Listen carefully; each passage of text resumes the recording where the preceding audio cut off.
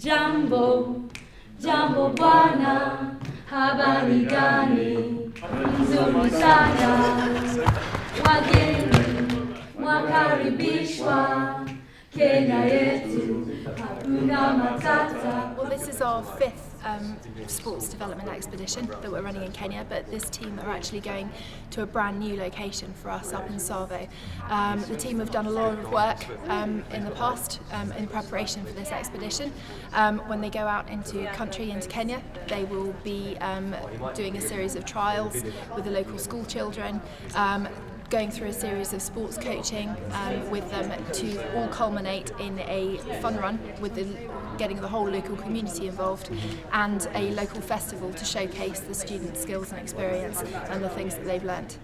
Well, the volunteers, to even get onto the expedition, have had to do a lot of fundraising to be able to get a position on the expedition. So they've been working well as a team, doing lots of fundraising activities, learning about financial management, team building, and all the rest of it. They're learning a lot about leadership skills today, coaching, how to work together well as a team.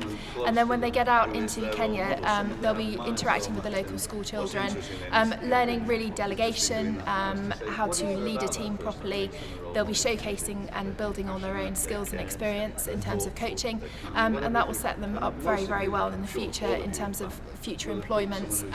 It's a very rewarding experience as well, so they'll get a really, really kind of unique experience that they wouldn't get anywhere else. I think the benefits are wide-reaching. Obviously for the students, it's very good for them for employability when they finish their studies, where obviously when they're doing these volunteer programs, it looks very good on their CV that they've actually gone to and volunteered in a community, and it probably shows quite well if they've volunteered actually abroad and trying to help a community and show a bit of, I suppose, responsibility and corporate social responsibility to help other nations. So for them, that's pretty good. For the university as a whole, obviously, it's a good experience for our students, and it shows that UWE has a widening partnership to try and develop opportunities outside of just, I suppose, Bristol and the UK. Yeah. For the Relays project, which is the Regional Educational Legacy for Arts and Youth Sport, so it's a project that has all the 11 universities in the southwest region. This is one of the programs that we can involve our students, and when I say our students, it's just not the UWE, University of West of England students, it's also students from Filton College and the University of Bristol. So part of that project, which is about developing legacy around arts and sport leading up to the Olympic Games in 2012, it's one of the essential parts of that project. With London 2012 coming up, it's great. That's a great opportunity, and it's in the forefront of a lot of people's mind, especially now, recently with the year to go to the Olympics. So I suppose it's in the forefront of the public and everybody's mind at the moment. But I suppose culture and art and sport are a way to reach communities and reach people through programs which, for example, you can say, you're doing a sport program and involving the community, and it's got all these other different benefits and relationships that can touch on health, community, volunteering, business engagement, and all these different things, and it's just using sport as that kind of catalyst to promote other agendas. So yeah, I think it's just an important way of involving community and universities together.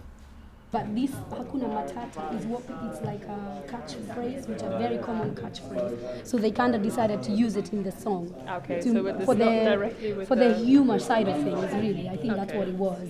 So basically, it's like a catchphrase. People say Hakuna Matata, You know the way that in African countries or in other countries, they're just really laid back about things. So Hakuna Matata is not to be like misinterpreted or no problem. It's just like a catchy catchphrase. Okay, habari gani? Nzuri sana. Now you go around and ask them. Go on. Habari gani? Habari gani? Nzuri sana. Right, habari gani? Nzuri sana. Okay, well, go and ask one another. Go on. Yeah. Anyone from 2004? Yeah, it's a good night. Yeah, that's good. Well, this morning we started with some just general icebreakers. It was just a lot of the guys don't know each other. They come from different courses, different universities, different colleges. So it's just an opportunity to get everyone talking and getting to know each other. So it's generally just to make a little bit of a fool of themselves, have a laugh and a giggle, and just have some fun. We tend to find that works really well. It does break the ice. And it just makes them more relaxed the rest of the day then, so you can take on board all the information we're going to give them, rather than focusing on, oh, I don't know them, don't know her. So we find that helps really well. After the icebreakers, we did some basic communication games, like the drawings, just to show them different ways of communicating. Obviously, going out to Kenya, although I'm sure the Kenyans speak very good English, there's still be that communication barrier potentially. So getting them to realise other forms of communication, whether it be visual. Games like the minefield we do with the guys with blindfold, we find that works really well. Again, it's developing that trust between the group as well, being blindfolded, that works really well. The other game we played was square bashing, which is that communication skills again, but again it's about getting to think as a group and work, and even in a little game like that you can see who the leaders potentially can be and how the group are going to work together and the dynamics of that group. So we find that games like that really help, especially at the start of the day, just to get people to know each other, break the ice, and then, like I said, they can enjoy the rest of the day now, take on board what the guys are going to deliver now. It works really well. My name is Mia, and I just finished my MA in Intercultural Communication, and this is also why I was interested in this course, because coming from Germany and having studied in the UK, I was really interested in how it looked in a different culture. So I travelled through South America, but now I've never been to Africa, and so going with UWE gave me a little bit of security. So just going to Africa was a bit too scary, but now doing this, I can contribute to the society there. I have the feeling that after my studies I can go out and do something, volunteering, something for the society first before I go and work. So something in between, like a little gap. So this is why I was and supporting, so contributing to something. For years and years I worked as a youth worker, so now working with kids and doing sports, which I love, and doing something for the community that sounded like a great opportunity, which I wanted to take. I just really like when they're having fun, and when I see that I can encourage them, when I make them to feel good about themselves and to feel good with the others. If I see other kids engaging with each other and thinking, oh, I can do that with somebody else as well, so I can go out and be a group leader. I can do that. That would be my most amazing goal to reach. Yeah.